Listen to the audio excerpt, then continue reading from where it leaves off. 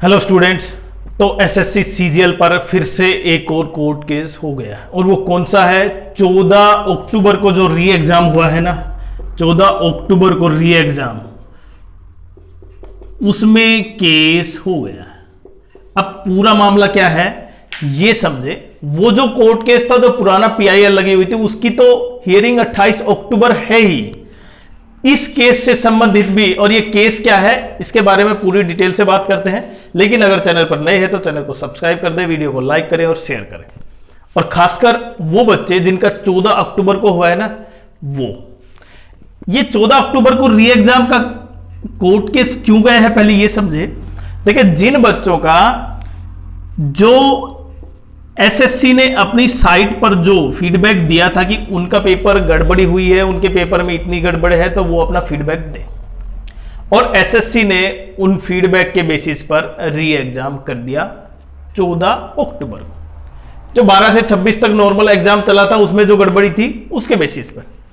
लेकिन ये तो मुद्दा हमने पहले भी उठाया था कि जिन बच्चों का एग्जाम सही था, मतलब जिन्होंने 12 से 26 के बीच पेपर सही दिया, उनके स्कोर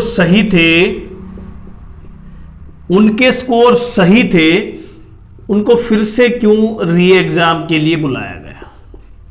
उनका मुद्दा ये है। लेकिन ये मुद्दा उठा क्यों है पता है? क्योंकि जब आपको ये पता चला ना कि इक्वी परसेंटाइल बेसिस पर है, और इक्वी परसेंटाइल बेसिस का मतलब यह है कि आप जिस भी शिफ्ट में होंगे, आपकी शिफ्ट के केवल उतने ही कैंडिडेट लिए जाएंगे, बाकी आप ओवरऑल में कंपटीशन में नहीं आएंगे। समझ रहे हैं आप? अब देखिए, जब आपकी शिफ्ट, अब इनमें से मैंने बताया ना, जिनका स्कोर अच्छा था, जिनका पेपर अच्छा हुआ था, जिनके साथ कोई दिक्कत नहीं थी, उनका री एग्जाम हुआ है 14 अक्टूबर को। अब वो कोर्ट गए हैं। उसके अलावा जिनका पेपर खराब हुआ, काफी दिक्कत थी, एसएससी ने क्या उन सबको शामिल किया? ऐसा बिल्कुल नहीं है। बहुत से कैंडिडेट जो लगातार तीन री एग्जाम दिए हैं, जो 14 को भी था उनका, 14 अक्टूबर नहीं, 14 सितंबर को, उसके बाद 26 को था और उसके बाद 14 अक्टूबर को था। तो ये 3 एग्जाम दिए हैं। मैंने बताया था एक कैंडिडेट जिन्होंने 3 एग्जाम दिए। अब क्योंकि ये एग्जाम में सबसे बड़े इश्यू थे इक्वी परसेंटाइल। अब इन जो कैंडिडेट जिनका पेपर काफी ठीक था यहां पर, वो सारे क्या आ गए? एक ही शिफ्ट में आ गए, 14 अक्टूबर की शिफ्ट में। अब उसमें सारे के सारे क्या हो गए? इंटेलिजेंट। पेपर उस दिन जो पेपर हुआ वो सबसे इजी पेपर था, और सबसे इजी पेपर था तो परसेंटाइल कहीं ना कहीं उनकी थोड़ी सी डाउन चली गई। क्यों? क्योंकि जब आपकी उस शिफ्ट में ज्यादा कैंडिडेट ऐसे होंगे जिनके मार्क्स अच्छे हैं वहां पर, तो क्या एसएससी ने वहां से डिटेक्ट किया इन कैंडिडेटों को कि प्रत्येक शिफ्ट में कुछ गड़बड़ हुई है, मेल प्रैक्टिस हुई है, उन सबको इधर लेके आया जाए? या सारे के सारे ऐसा कोई प्रूफ नहीं मिला है? आप समझ पा रहे हैं?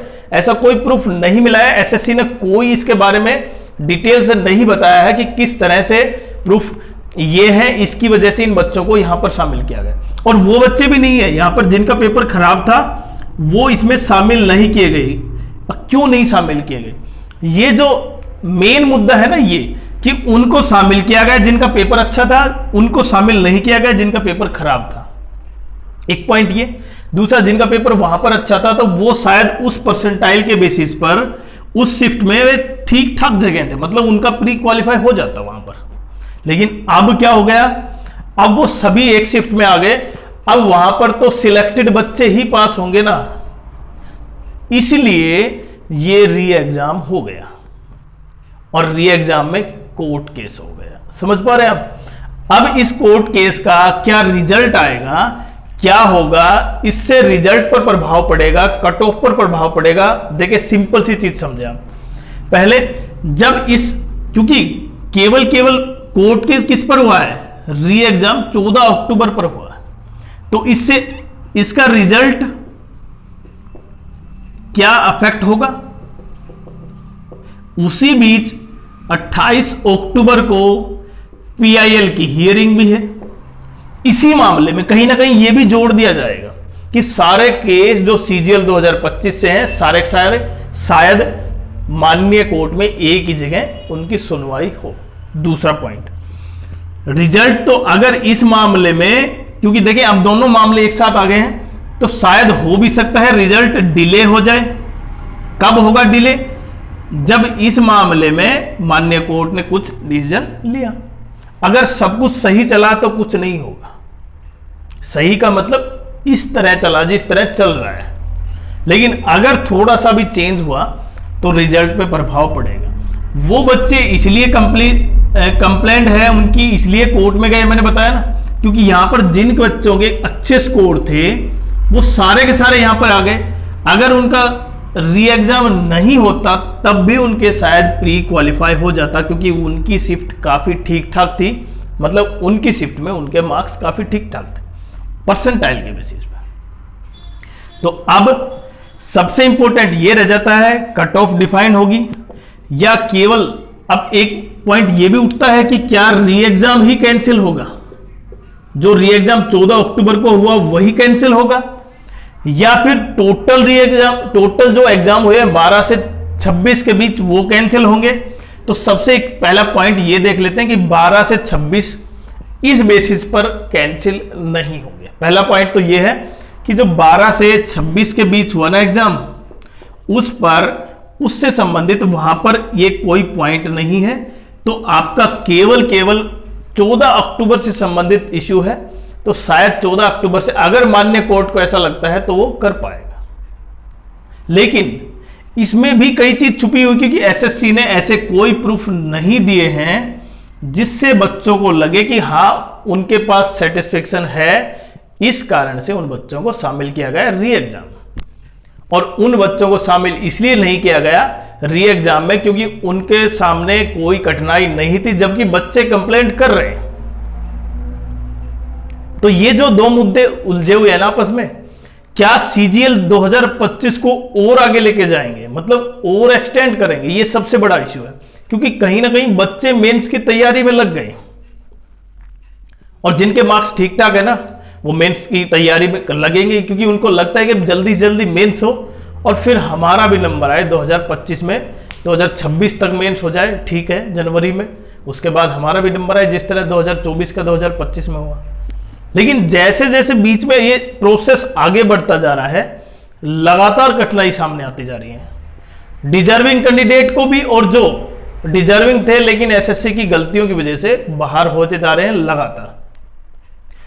अब मेरा एक कैंडिडेट, मानो मैंने एग्जाम दिया यहां पर 14 सितंबर को एग्जाम दिया, मेरा एग्जाम बिल्कुल सही गया और मुझे लगता है कि उस शिफ्ट में पेपर का लेवल ठीक था, तो मेरे कट ऑफ से कहीं ना कहीं ठीक ठाक मार्क्स हैं। लेकिन जब मैंने देखा कि मेरा री एग्जाम है 14 अक्टूबर को, तो फिर मेरा माथा ठनक गया। क्यों? क्योंकि मुझे भी री एग्जाम देना होगा, तो इसका यह भी है कि हो सकता है मैं उस शिफ्ट में काम इस तरह स्कोर न कर पाऊं। लेकिन सारे के सारे वो टॉपर बच्चे एसएससी ने उठाए हैं, उनके पास क्या एक एल्गोरिदम है जिसके बेसिस पे बच्चे उठाए हैं, या वो मेल प्रैक्टिस में शामिल थे या नहीं थे, उसका कोई प्रूफ नहीं है। तो ये मेन इश्यू है, और इसका सामने अब क्या हो सकता है, किस तरह का रिजल्ट सामने आएंगे, वो तो समय बताएगा। लेकिन कहीं ना कहीं जो मेन इश्यू था वो ये था, और शायद आपको बिल्कुल क्लियर हो गया होगा। अगर इससे संबंधित कोई भी नया चेंज होगा तो हम आपके लिए तुरंत बताएंगे। बाकी 28 अक्टूबर को जो पीआईएल की हियरिंग है, उसमें भी एसएससी सीजीएल से संबंधित या एसएससी के जितने भी एग्जाम हैं उससे संबंधित इश्यू थे, वो भी सामने आएंगे। अब देखते हैं नेक्स्ट 10 से 12 दिन में क्या नया चेंज होता है। अगर चैनल आपको सब्सक्राइब नहीं किया है, आप सब्सक्राइब करें, वीडियो को लाइक करें, शेयर करें और बेल आइकन जरूर दबाएं, जिससे कि नेक्स्ट वीडियो आए तो आपको तुरंत पता चले। और जैसे जैसे जो नई अपडेट होगी हम आपके लिए तुरंत लेके आएंगे।